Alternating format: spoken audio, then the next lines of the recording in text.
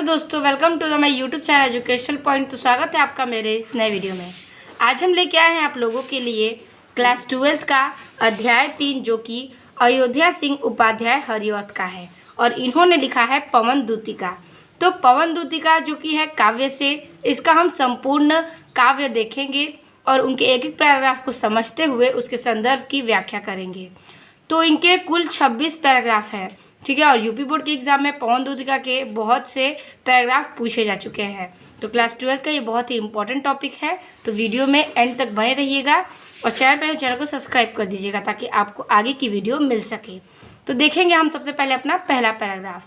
तो पहला पैराग्राफ है कि तो इस प्रकार से पवन दूतिका का हमारा पहला पैराग्राफ कह रहा है कि बैठी खिन्ना एक यक दिवस, वे गेह में थी अकेली, आके आंसू दृग युगल में थे धरा को भिगोते, आई धीरे इस सदन में पुष्प शतगंध को ले, प्रातः वाली सुपवन इसी काल वातायनों से। ठीक है।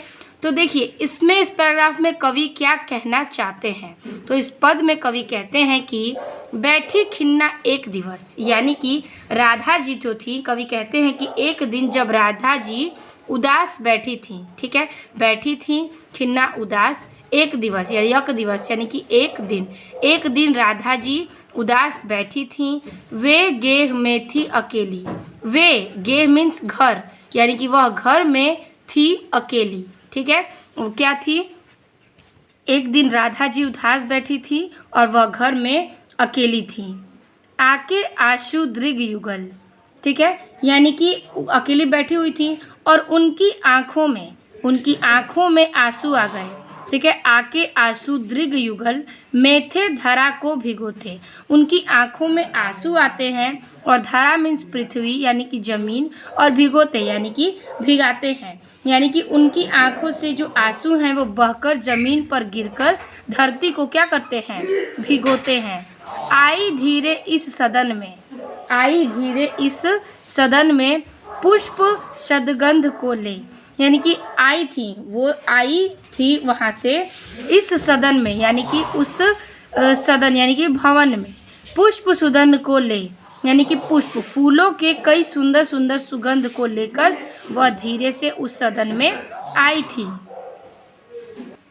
प्रातः का मतलब होता है सुबह वाली सुपवन इस काल के वायायतनों से, यानी कि सुबह वाली इस काल के क्या करते हैं, सुपवन से, यानी कि सुबह वाली इस प्रहार के सुंदर पुष्प से सुगंधित जो वातावरण है वहाँ से वो आई, यानी कि सुंदर सुंदर पुष्पों के सुनहरे सुगंध से और उनके वाली पुष्प सुगंध हवा से क्या करती है, घर में प्रवेश करती है। ठीक है, तो जैसा कि मैंने आपको इसका अर्थ बताया, हम इसका संदर्भ देखेंगे और इस पद में कौन सा छंद है और कौन सा इसमें अलंकार है वो हम देखेंगे और इसका संदर्भ सहित व्याख्या।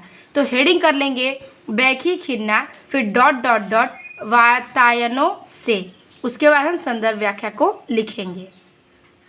तो हेडिंग करेंगे बैठी खिन्ना डॉट डॉट डॉट वातायनों से। संदर्भ है हमारा प्रस्तुत पद्यांश हमारी पाठ्य पुस्तक हिंदी में संकलित एवं अयोध्या सिंह उपाध्याय द्वारा रचित पवन दूतिका नामक पाठ से लिया गया है।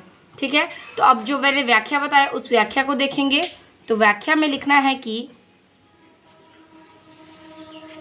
कवि कहते हैं कि एक दिन जब राधा उदास दुखी मन के साथ घर में अकेली बैठी हुई थी और उनकी दोनों आंखों से आंसू बहकर जमीन पर गिर रहे थे, तभी सुबह वाली पुष्प को सुगंधित हवा उस घर में प्रवेश करती है। ठीक है, यही सिर्फ उसकी व्याख्या थी, बहुत ही छोटा छोटा व्याख्या है।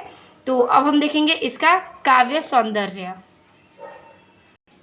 काव्य सौंदर्य में लिखना है भाषा खड़ी बोली, शैली प्रबंध, छंद मादक्रांता और अलंकार है अनुप्रास। अब देखेंगे हम दूसरा पैराग्राफ।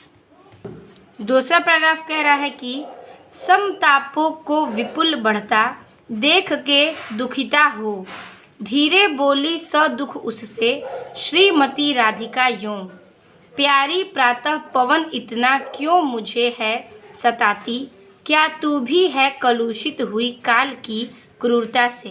तो देखिए यहाँ पर कवि क्या कहते हैं कि समतापो यानी कि अपनी पीड़ा से, समतापो यानी कि उनकी जो दुख पीड़ा है को विपुल बढ़ाता, यानी कि दुखों से और बढ़ाता है, देख के दुखिता को, यानी कि कवि कहते हैं कि अपनी पीड़ा, अपने दुखों और को और अधिक देख कर दुख क्या करता है, बढ़ाता है। धीरे बोली सदुख उससे, यानी कि धीरे से बोलती हैं उससे, क्या नहीं, श्रीमती राधिका यूं, यानी कि श्रीमती राधिका जी धीरे से उससे बोलती हैं, उसे बोलती हैं, यानी कि मन से परेशान होकर श्रीमती राधिका उनसे बोलती हैं।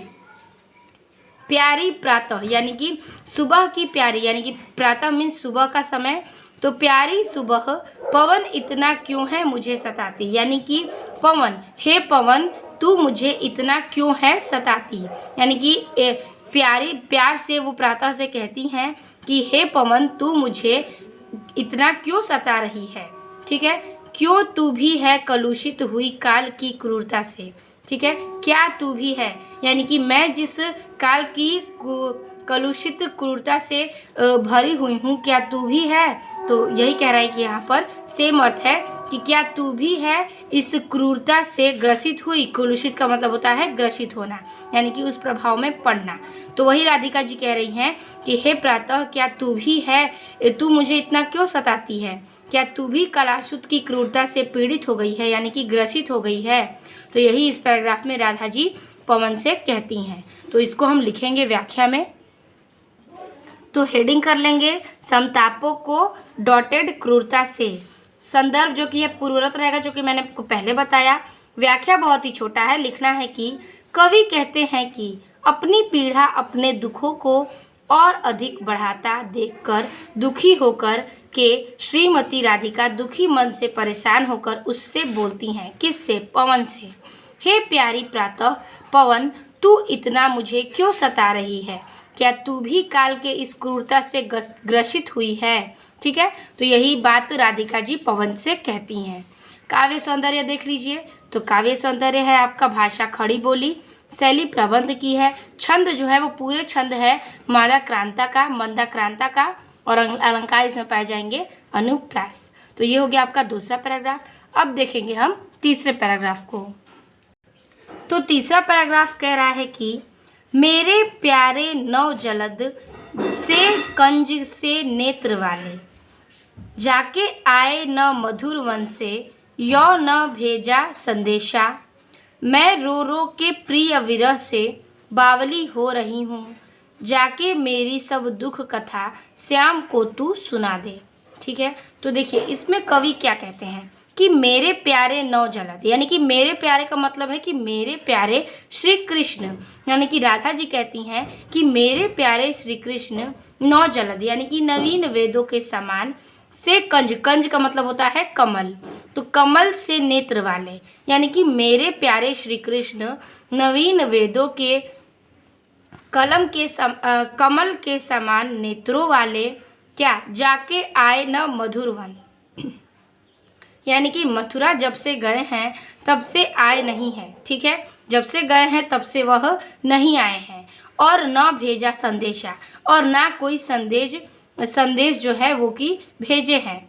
मैं रो रो कर, यानी कि मैं रो रो के, यानी कि राधा जी रो रो के कहती हैं कि प्रिय विरह, कृष्ण के वियोग से क्या बावली हो रही हूँ, बावली का मतलब कि मैं पागल हो रही हूँ, मैं अपने मन के विरोह में नहीं हूँ, ठीक है। वह रो रो के तड़प तड़प के कृष्ण के वियोग में कहती हैं कि हे कृष्ण मैं पागल सी हो रही हूँ, यानी कि बावली सी हो रही हूँ, जाके मेरी सब दुख कथा श्याम को सुना दे, यानी कि वो कहती हैं कि तुम जाकर मेरी सारी यह दुख की कहानी श्री कृष्ण को, यानी कि श्याम को जाकर सुना दो, ठीक है। यही बात वह कहती हैं। बहुत ही इजी सा इसका टिप्पणी है, तो इसी प्रकार से हम इसको एक एक करके लिख लेंगे, जैसा कि मैंने आपको दोनों बताया।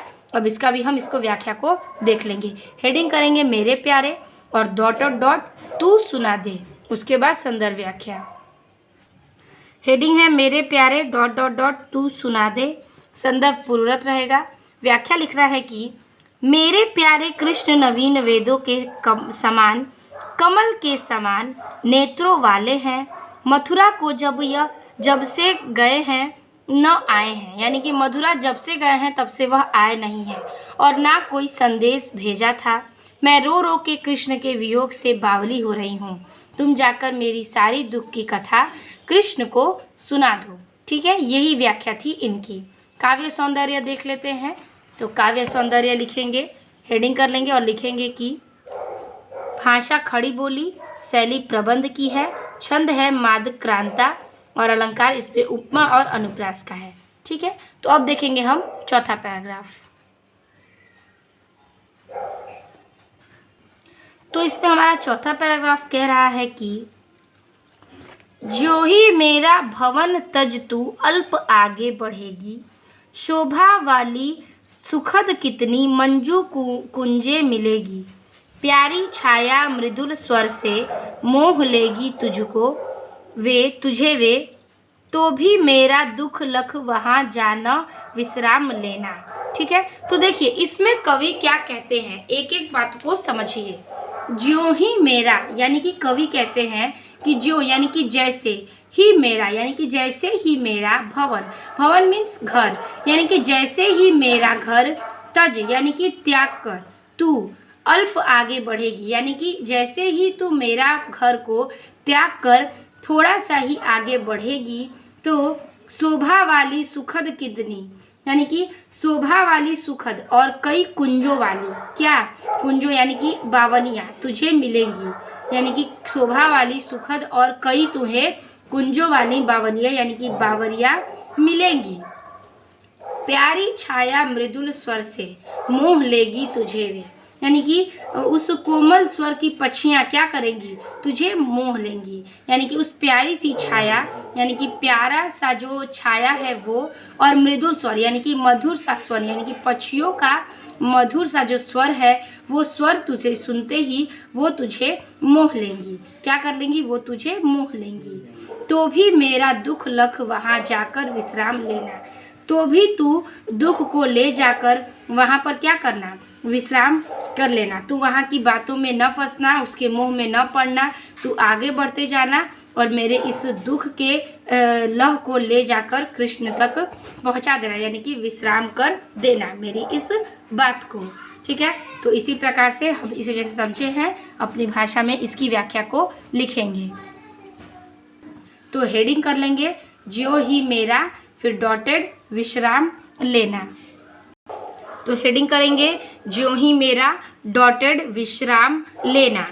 संदर्भ पूर्वरत है। व्याख्या, कवि कहते हैं कि जैसे ही मेरा घर त्याग कर तू थोड़ा आगे बढ़ेगी तो शोभा वाली सुखद और कई कुंज वाली बावलियाँ मिलेंगी तुझे, तो प्यारी छाया कोमल स्वर की पक्षियों मुझे मोह लेंगी, तो भी तू मेरा दुख देखकर वहाँ जाकर विश्राम कर लेना। क्या करना, तू वहाँ पर जाकर मेरी बातों को थोड़ा सा विश्राम कर लेना, फिर आगे बढ़ते जाना, उनके मोह में मत पड़ना, वहाँ रुकना मत, यही कवि कहते हैं। काव्य सौंदर्य लिखेंगे कि इसकी काव्य सौंदर्य में भाषा है खड़ी बोली, शैली है प्रबंध की, छंद है मंदाक्रांता और अलंकार है इसमें अनुप्रास का। तो अब देखेंगे हम पांचवा पैराग्राफ। पांचवा पैराग्राफ कहना चाहता है कि थोड़ा आगे सरस रव का धाम, शत पुष्प वाला, अच्छे अच्छे बहुध्रुम लतावान सौंदर्यशाली, प्यारा वृंदा विपिन मन को मुग्धकारी मिलेगा, आना जाना इस विपिन से मुह्यमाना न होगा। ठीक है, मुह्यमाना न होगा। तो यहाँ पे कह रहा है कि थोड़ा आगे सरस रव का, यानी कि कवि कहते हैं कि तू थोड़ा आगे और बढ़ेगी तो, ठीक है, तू थोड़ा और आगे बढ़ेगी तो सरस रव का धाम, यानी कि स्वरस, सरस और रव मीन्स ध्वनि, यानी कि स्वरस रव का धाम यानी कि स्वरस ध्वनि युक्त से एक तुझे क्या, सतपुरुष वाला धाम मिलेगा, सतपुरुष धाम वाला यानी कि सतपुरुष वाला तुझे धाम मिलेगा। अच्छे अच्छे बहुद्रुम लतवान, यानी कि अच्छे अच्छे बहु यानी कि बड़े बड़े, सौभाग्यशाली यानी कि सौंदर्यशाली तुझे सुंदर सा लतवान क्या करेगा, मिलेगा, सुंदर सा लतवान वहाँ तुझे मिलेगा। प्यारा वृंदा विपिल मन को मुग्धकारी मिलेगा, यानी कि वो प्यारा सा तुझे वन रूपी, यानी कि क्या करेगा, वृंदा विपिन, यानी कि वृंदावन जो है प्यारा सा तुझे वन, यानी कि जंगल रूपी वृंदावन तुझे वहाँ मिलेगा। ठीक है।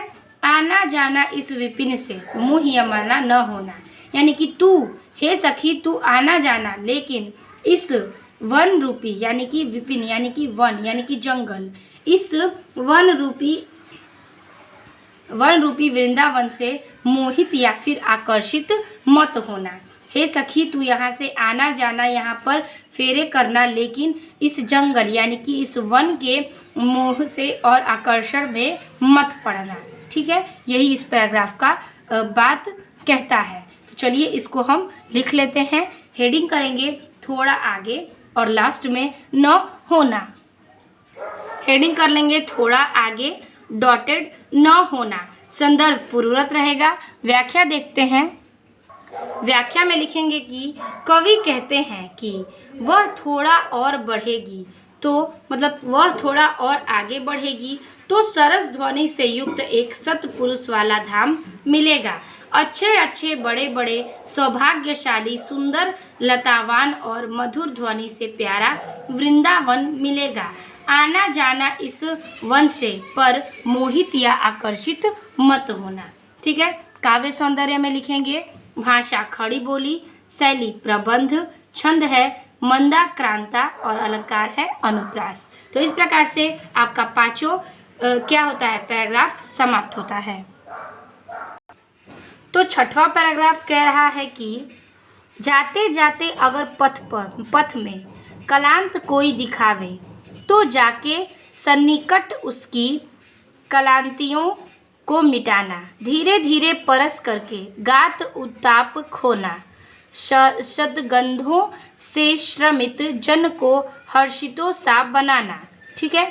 तो इसमें कवि क्या कहना चाहते हैं, तो इसमें जाते जाते यानी कि राधा जी कहती हैं कि तुम जाते जाते पथ पर, यानी कि पथ यानी कि रास्ते में, कि जाते जाते अगर रास्ते में कलांतर कोई दिखावे, यानी कि कोई तुमको दुखी बेचारा या फिर परेशानी कोई दिखे, या फिर ऐसा कोई व्यक्ति तुम्हें ऐसा कुछ दिखाता है, या फिर तुम्हें स्पष्ट होता है कि वो ऐसे दुखी बेचारा और पीड़ित है, तो जाके सन्निकट यानी कि उसके पास जाके, यानी कि सन्निकट मीन्स उसके पास जाके, उसके समीप जाके उसकी क्लांतियों को मिटाना, यानी कि उसकी परेशानियों और उसकी थकावट को तुम मिटाना। क्या करना, तुम वहाँ जाना, उसके पास जाना, उसकी परेशानियों उसकी थकावटों को मिटाने की कोशिश करना या फिर मिटाना।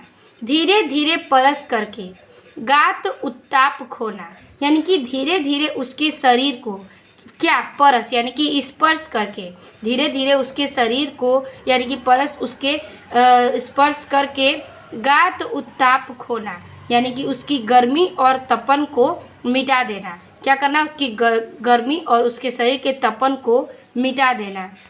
सुगंधों से श्रमित जन को हर्षितों सा बनाना, यानी कि तुम अपने उसके पास जाकर अपने शरीर के सुगंध से उसे क्या करना, हर्षित करना, यानी कि प्रसन्न करना और प्रसन्न वंदन देना, यानी कि उसे खुश करना, उसकी थकावट को मिटाकर उस व्यक्ति के पास जाकर, यानी कि श्रीमत जन यानी कि उस व्यक्ति के पास जाकर अपने शरीर के सुगंध से उसकी परेशानियों थकावट को दूर करना और उसे प्रसन्न चित्त या फिर प्रसन्न किए रहना। तो इस प्रकार से ये छठवां पैराग्राफ भी मैंने आपको समझा दिया। संदर्भ व्याख्या इसका देख लेते हैं। तो हेडिंग करेंगे जाते जाते डॉटेड सा बनाना। हेडिंग करेंगे जाते जाते डॉटेड सा बनाना, संदर्भ पूर्वरत रहेगा। व्याख्या में लिखेंगे कि कवि कहते हैं कि राधा कहती हैं कि जाते जाते रास्ते में तुमको कोई दुखी बेचारा दिखे तो उसके पास जाकर उसकी परेशानी उसकी थकावट को मिटाना, धीरे धीरे उसके शरीर को स्पर्श कर उसके शरीर की गर्मी और तपन को मिटा देना, जो थका हुआ व्यक्ति को अपने सुगंधों से उसे प्रसन्नवद बना देना। तो ये था उसकी व्याख्या और संदर्भ जो कि है पूर्वरत रहेगा। काव्य सौंदर्य कह रहा है कि काव्य सौंदर्य हेडिंग करके लिखेंगे उसमें भाषा खड़ी बोली, शैली प्रबंध की है, छंद है मंदाक्रांता और अलंकार है, अनुप्रास और उपमा का है, उपमा अलंकार है इसमें। ठीक है, तो इसी प्रकार से आपका 6 पैराग्राफ समाप्त होता है। आई होप आपको समझ में आ गया होगा, आप इसे नोट कर लीजिएगा। वीडियो अच्छी लगी हो तो लाइक, कमेंट और शेयर कीजिएगा। मिलते हैं आपसे पार्ट 2 के वीडियो में, तब तक के लिए धन्यवाद।